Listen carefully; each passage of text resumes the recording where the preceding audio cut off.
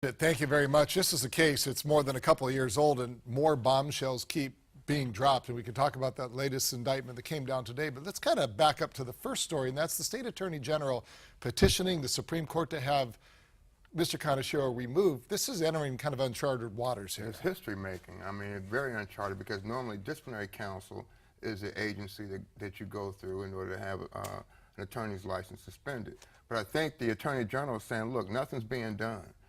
The latest report that we are aware of is that 2 employees feel threatened who went and testified to the grand jury by Keith Kaneshiro. And I think that may have been the straw that broke the camel's back. And I believe the AG said, hey, look, I got to do something to protect the public, to protect the state of Hawaii. Keep in mind, she is the attorney for the entire state, and one of her duties is to protect the public. And she filed with the Hawaii Supreme Court. Keith's argument is going to be, hey, look, there's no evidence that I did anything wrong. Right. So for you to suspend my license, or at least suspend me from being a prosecutor, is an extraordinary remedy when there's been no evidence. Where's my due process at? I mean, come on. And that's exactly what his attorney, Bill McCorston, said today. But you heard the mayor of Honolulu, Kurt Caldwell, say he should step down. I asked you that question, should he? You said it's different from him being a public elected employee versus if he were a private attorney. If he was my client and a private attorney, I'd say, no, don't step down. You stay in your practice, right? Because if you step down, I mean, you're in between a rock and a hard place. If you leave, people are going to think you left because you're guilty. You know, so you stay and fight it because we believe you're innocent. But you're the prosecutor, and that's the difference here. Here, your job is to protect the public. Your job is to give the appearance that justice is being done to everybody in our county and in our city of Honolulu. And so you have taken, it's more than just you. It's about our public, justice, etc., and the appearance that justice is being done.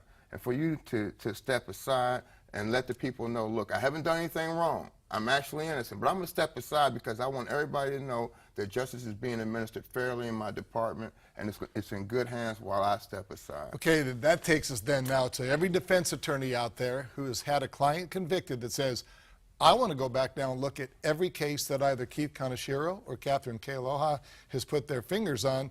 They would be negligent if they didn't go in there and try to say, hey, this case needs to be overturned. You would be derelicting your duty if you did not, especially if you have a client saying, hey, look, there's something going on, there's something that went wrong in my case, or whatever witnesses that testified against me were lying, and Catherine was the prosecutor, Keith was the prosecutor. And for you to ignore that, right, would be basically being ineffective or maybe even committing malpractice. And so it has to be done. What else are you supposed to do?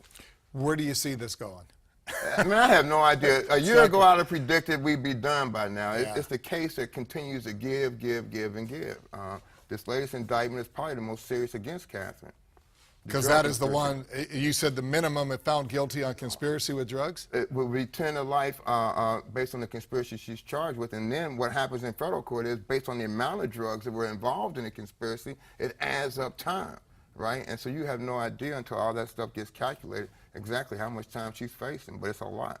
All right, we appreciate it. Ken Lawson, thank you very much, UH Law professor. We'll continue to talk about this one, I imagine, for weeks, months, perhaps years. Yeah. All right. All right, Marissa, Bridget, back to you guys.